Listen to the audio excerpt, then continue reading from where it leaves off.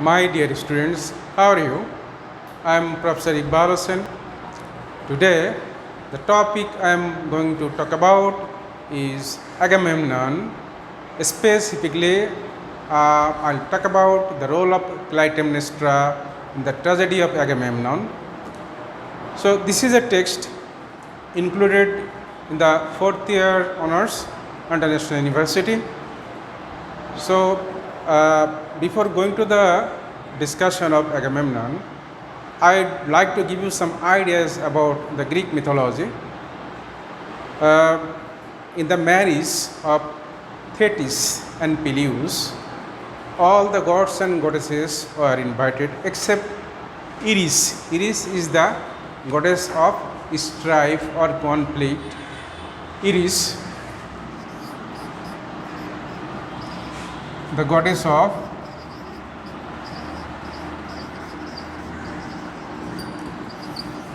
conflict.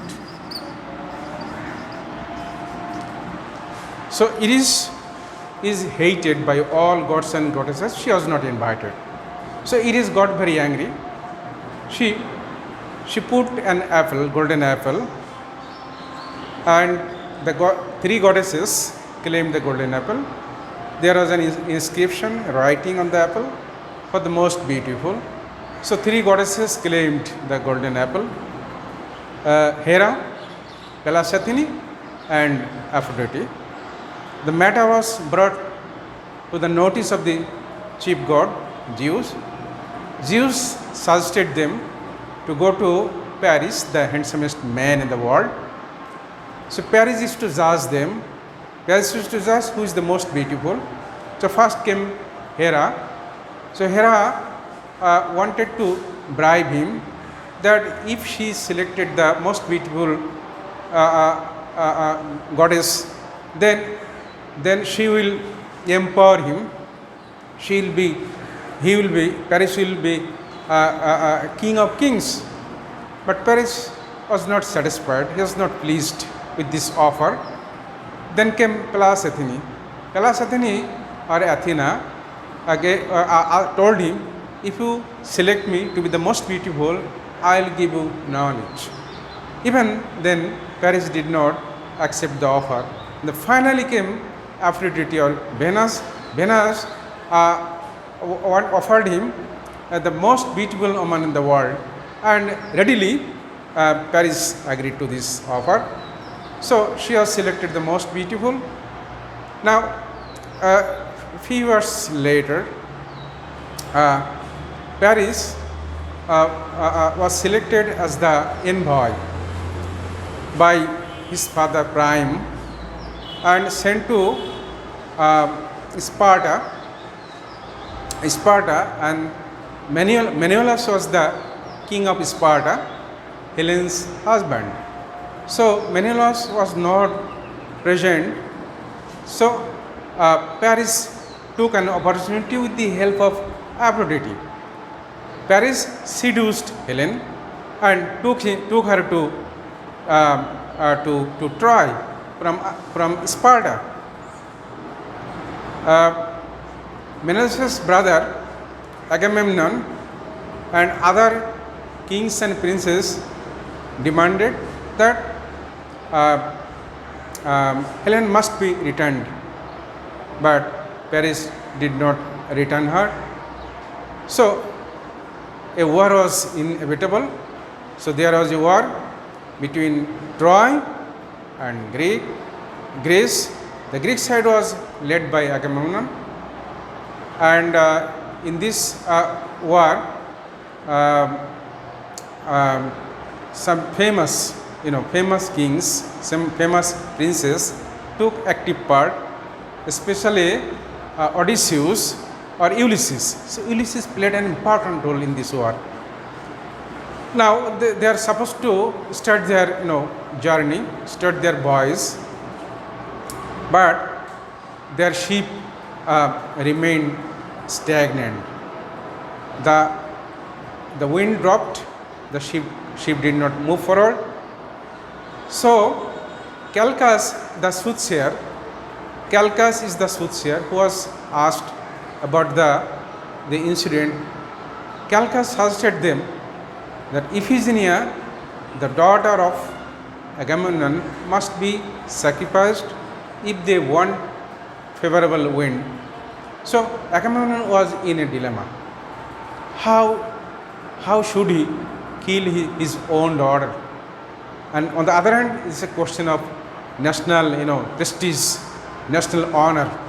So he was in a dilemma, what to do. So actually, it was a test from the gods and goddesses. It was a test. It was a sinful act. Killing a human being is a sinful act. So it was a test on the part of Agamemnon. Agamemnon would have avoided this, but instead of avoiding this, he sent a letter to his wife Clytemnestra, asking her to send her daughter to him immediately, because she will be married to Achilles, a great hero. So it was a false story.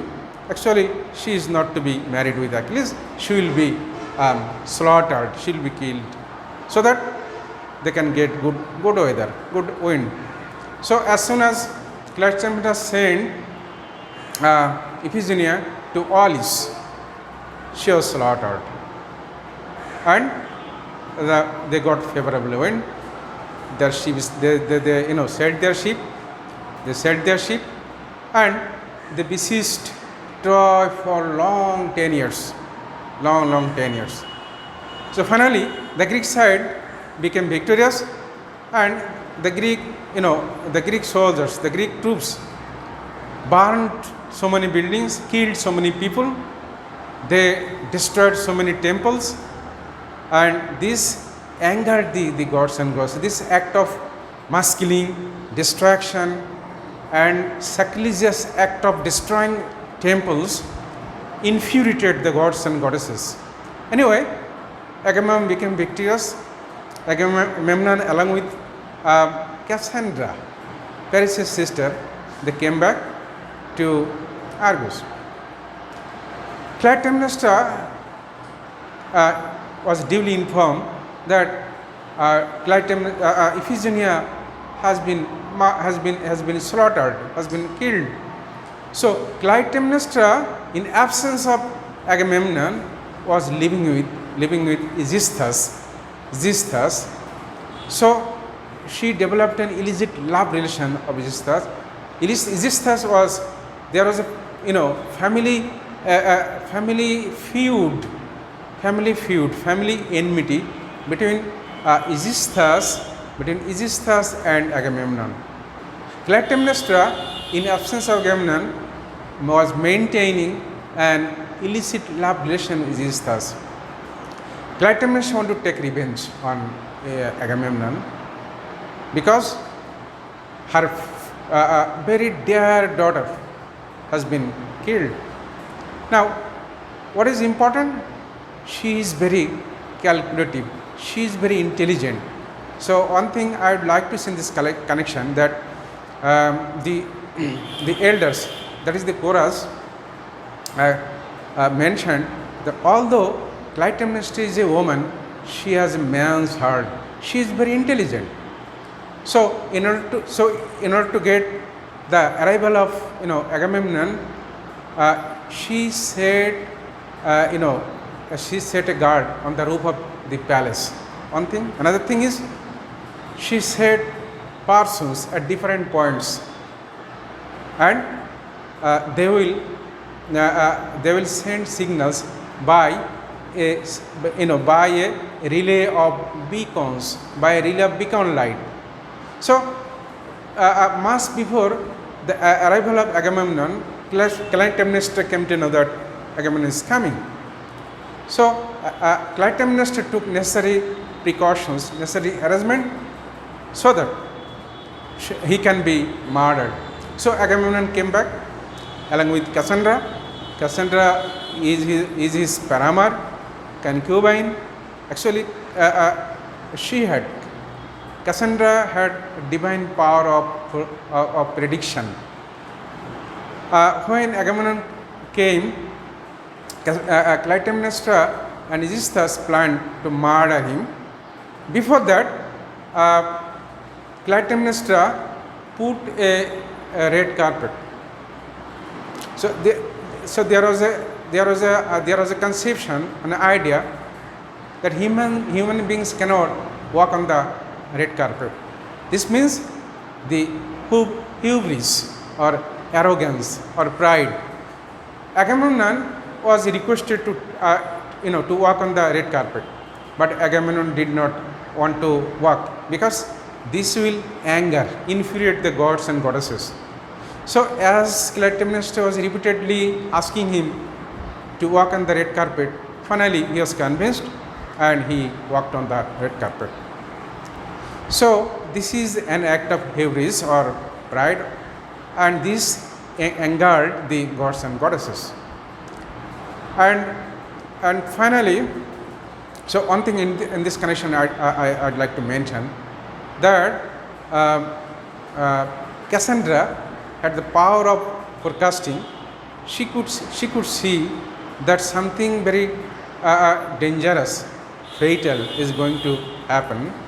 She will be murdered, Agamemnon will be murdered. She can foresee everything, she can see everything. She predicts this. But the irony is that nobody believes her. And when Agamemnon entered into the bathroom, she was brutally murdered by Clytemnestra with the help of Aegisthus. Particularly, Clytemnestra, hacked him, killed him. So, in killing Agamemnon, Clytemnestra showed unusual courage and boldness. Agamemnon was murdered, Cassandra was murdered. Now, Clytemnestra is the ruler of Argos. So, she and Aegisthus will combinedly rule Argos. So, in order to analyze the character of Clytemnestra, we find that she is a very intelligent lady, intelligent woman. She, lived an illegitimate love relation with Aegisthus. Secondly, she arranged people in a way she can come to know everything before the arrival of Agamemnon. And thirdly, she convinced Agamemnon to walk on the red carpet.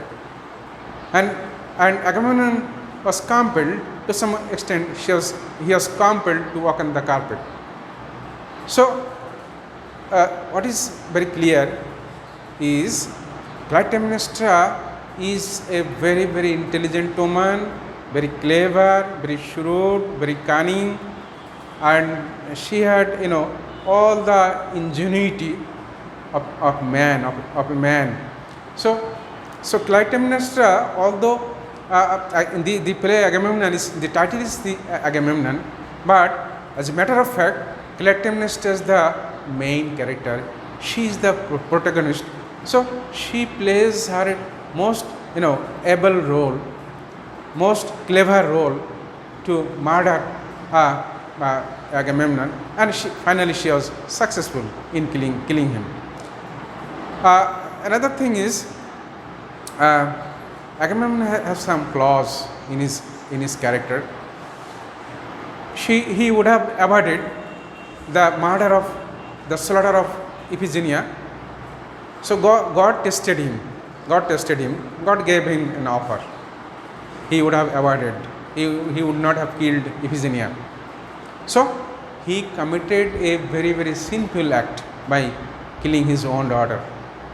Secondly, it is because his leadership that the Greek side became victorious, and they committed lots of crimes. They killed so many people, burned the lofty buildings, and